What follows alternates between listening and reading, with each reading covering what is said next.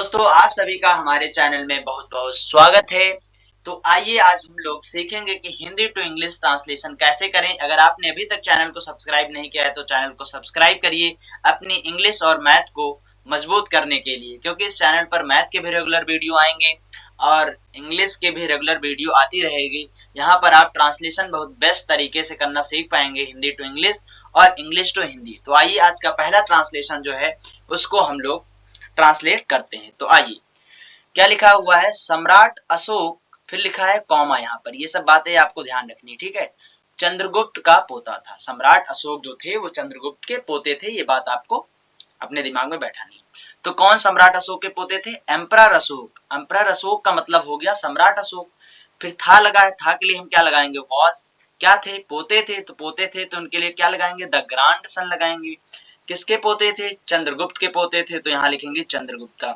और यहाँ पर आप इसलिए लगाए हैं क्योंकि वो चंद्रगुप्त के पोते थे, तो के लिए हमने क्या लगाया? ऑफ लगाया।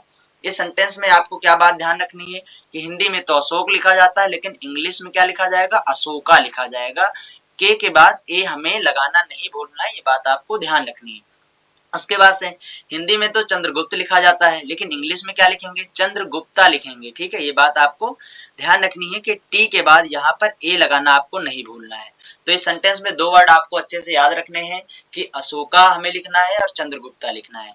तो पूरा सेंटेंस क्या बन गया? सम्राट अशोक चंद्रगुप्त का पोता था, तो इसकी इंग्लिश क्या हो जाएगी? Emperor Ashok was the grand son of Chandragupta. आप एक बार ऐसा करिए, इसका स्क्रीनशॉट ले लीजिए, फिर हम आपको समझाते हैं, क्योंकि अभी हम समझाते वक्त जो ये स्क्रीन पर अभी हम लिख रहे हैं तो इसकी वजह से ये पूरा गंदा हो जाएगा। तो आप पहले स्क्रीनशॉट ले लीजिए, फिर हम आपको बाद में समझा देते हैं। आइए, फिर आगे क्या लिखा है? अपने पिता की मृत्यु के समय वह उज्जैन का सूबेदार था। तो अपने पिता की मृत्यु के समय, इसकी इंग्लिश हो जाएगी at the time of his father's death, ठीक है। फिर उसके बाद से देखिए, हमने सेंटेंस को बोलते समय थोड़ा पॉज लिया, कोई भी बोलेगा पॉज लेना पड़ेगा। क्या? अपने पिता की मृत्यु के समय, यहाँ पर रुकना पड़ रहा। जब रुकना पड़ रहा पॉज लेते समय हम क्या इस्तेमाल करेंगे इंग्लिश में? कॉमा। तो क्या हो गया? At the time of his father's death, फिर कॉमा। फिर क्या हो गया? वह उज्जैन का सूबेदार था, तो वह उज्जैन का सूबेदार था, तो क्या हो जाएगा? He was the governor of Ujjain, फिर फुल स्टॉप, ये सेंटेंस खत्म। इस सेंटेंस में आपको क्या क्या बात ध्यान रखनी है? देखिए, यहाँ पर एट का पहला लेटर ए कैपिटल इसलिए रहेगा क्योंकि यहाँ पर सेंटेंस की शुरुआत हो रही है।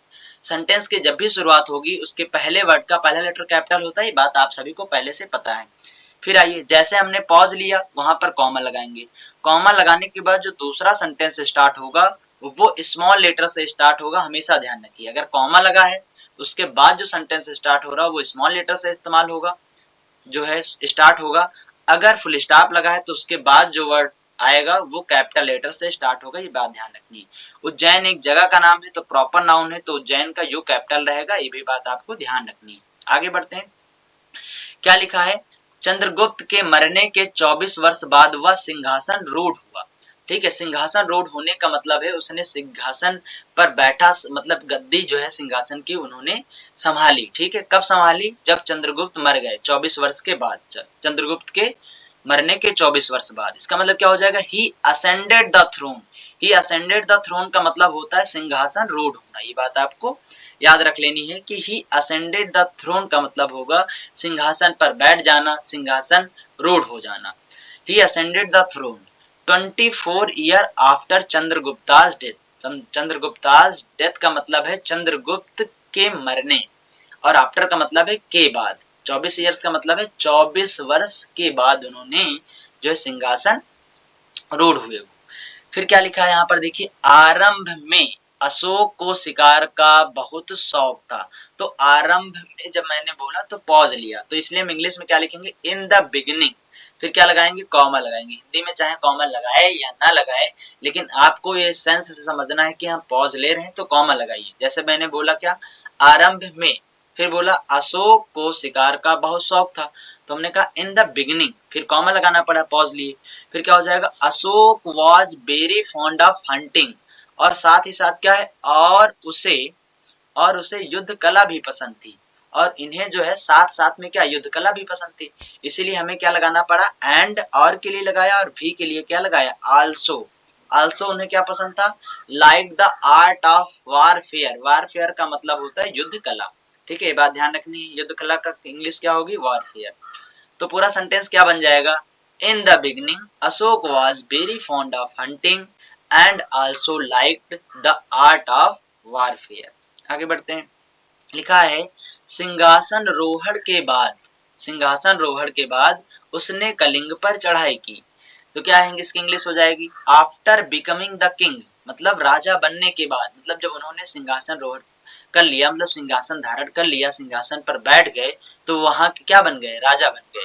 तो आफ्टर बिकमिंग द किंग, जब वो राजा बन गए, फिर कॉमा, फिर से मैंने पोज लिया, उन्होंने क्या किया? कलिंग पर चढ़ाई की। कलिंग पर चढ़ाई करने का मतलब ये है कि कलिंग पर उन्होंने अटैक कर दिया। तो क्या हो जाएगा? ही अटैक्ड कलिंगा। कलिंगा जो है एक जगह का नाम है, तो यहाँ पर आपको हिंदी में तो कलिंग मिलेगा, लेकिन इंग्लिश में आपको कलिंगा लिखना होगा, लेकिन पढ़ेंगे कलिंगी, ये बात आपको ध्यान रखनी है।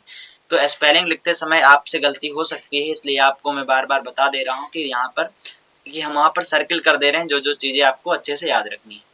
तो क्या हो गया? After becoming the king he attacked Kalinga, मतलब सिंहासन रोहड़ के बाद उसने कलिंग पर चढ़ाई की।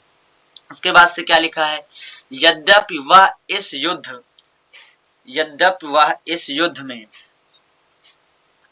युद्ध में विजयी हुआ। ठीक है, यहाँ पर रिकॉर्डर जो है आ जा रहा हमारी स्क्रीन पे, जो कि आपको नहीं दिख रहा होगा, इसलिए पढ़ने में हमें थोड़ी दिक्कत हो रही है। ठीक है, यद्यप वह इस युद्ध में विजयी हुआ। तो क्या यहाँ पर इसकी इंग्लिश हो जाएगी? यद्यप के लिए हम लिखेंगे ऑल्दो। ये भी आपको अच्छे से कॉपी में लिख लेना है कि ऑल्दो का मतलब होता है यद्यपि या हालांकि। Although he on the war, on the war का मतलब ये हो गया कि उन्होंने युद्ध जीता। फिर क्या लिखा है? परंतु इसने उसके हृदय पर एक गहरा घाव छोड़ा।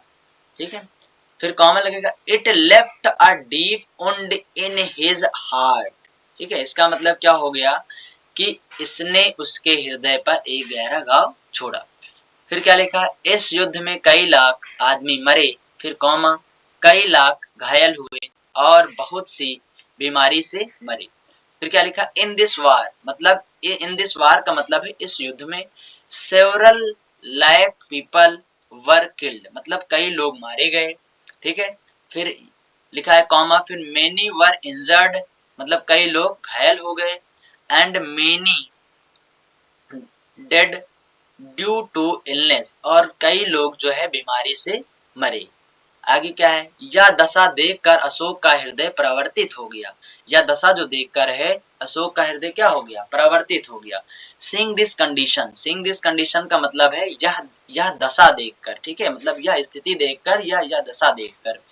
अशोकास हार्ट चेंज, मतलब अशोक का हृदय। जब भी पोस्ट ऑफिस एस लगता है तो उस पोस्ट ऑफिस एस का मतलब का हो जाता है, जैसे अशोक फिर का। ठीक है, अशोक का हृदय चेंज मतलब प्रवर्तित हो गया, बदल गया। फिर क्या हिंदी?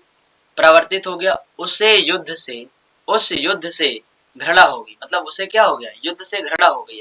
ही began to hate war, he began to hate war, मतलब उन्हें युद्ध से घृणा हो जाना, मतलब उन्हें युद्ध से घृणा हो गई। उसने पुनः कोई युद्ध नहीं किया। He never fought another war and decided his entire life to the welfare of his people. उसने पुनः कोई युद्ध नहीं किया और अपना संपूर्ण जीवन प्रजा हित में लगा दिया। तो आपको मैंने इस सेंटेंस में कई चीजें बताई जो आपको ध्यान रखनी, जैसे मैंने बताया अशोका में ए लिखना है, चंद्रगुप्ता में भी ए लगाना नहीं भूलना है, कलिंगा में भी ए लगाना नहीं भूलना है, और सिंहासन रूढ़ होने का मतलब है असेंडेड द थ्रोन, ये याद कर लेना है। युद्ध कला को हम वारफेयर बोलेंगे। ठीक है, भी के लिए हम लोग आल्सो लगाते हैं, यद्यप या हाला के लिए क्या लगाएंगे? आल्दो लगाएंगे। उम्मीद करता हूं कि हिंदी टू इंग्लिश ट्रांसलेशन जो आज मैंने आपको कराया है ये अच्छे से समझ में आ गया है। केवल हमारे समझा देने से ही आपको अच्छे ट्रांसलेशन नहीं आएगा, आपको अच्छे से इसको पढ़ना है, इसका एनालिसिस करना है, और एक एक मीनिंग को बार बार आप प्रैक्टिस करके लिखेंगे। जो भी प्रॉपर नाउन है उसको सेंटेंस में कहीं भी इस्तेमाल करिए तो उसका जो पहला लेटर है वो कैपिटल लिखना है। ये सब बातों को आपको ध्यान रखना है, और बार बार प्रैक्टिस करने से ही आपका ट्रांसलेशन मजबूत होगा।